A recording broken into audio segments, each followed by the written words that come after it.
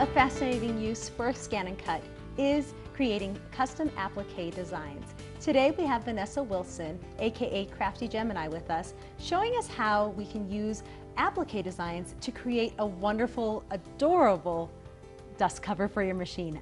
I love this. Isn't it cute? It is just so gorgeous. So much fun making it. I cannot believe that you were able to make this, and what a great idea. Definitely. To create a dust cover when you're not Custom using, made. I know chances are you're probably going to be using your machine, but if you have to keep it out of the way, it's really cute. And to keep the dust off of it when Right. it's not in use. So it was real simple to make, just took some measurements of the machine. And on that sample there, I used fabric that I quilted just with some diagonal lines following the pattern on the fabric. If you don't want to quilt it or use pre-quilted fabric, you can just use something medium to heavy weight like this canvas fabric I have here. The main body piece is 21 inches by 19, and so we cut that to size. Then you're going to need two side panels, which are just 6" by 6½. I just took some quilting cotton, layered it with some batting on the back, and just quilted some diagonal lines and made two of them. Okay, so our side panel's done.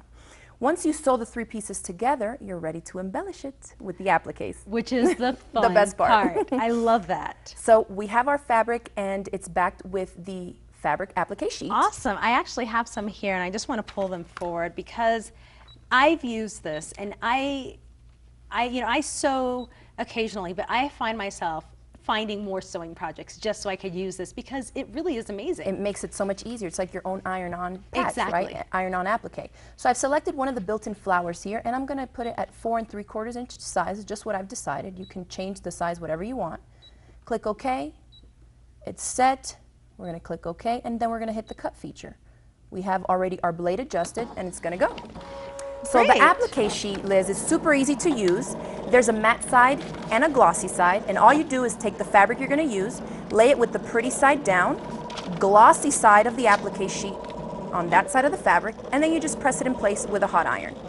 Once that's done, you want to peel off the matte side, and then you lay it on your mat and let it go to cutting. Yeah, and I think you did mention to me a quick tip was kind of letting it cool off before. Definitely, because Yeah. it's all heat activated. So you want to let it cool so you can peel that back sheeting off. And I'm just going to peel this off, and I love the fact that this flower is now iron-on little applique. embellishment. And so what I did was use the measurement feature here to create a different flower that's built in, a design, and just made it a little bit smaller. So you can layer it like this and give it that shadow effect, or I kind of like to turn it off center like that and just gives it another layer of texture.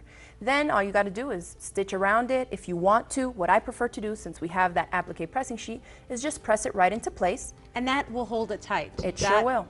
Holds it nice. You can do some zigzag stitches, use decorative stitches on your machine to stitch it down more permanently, especially if you plan to wash it and things like that.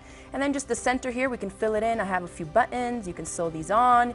On that one, I think I did some tulle. You can do anything you want and just finish making it your own.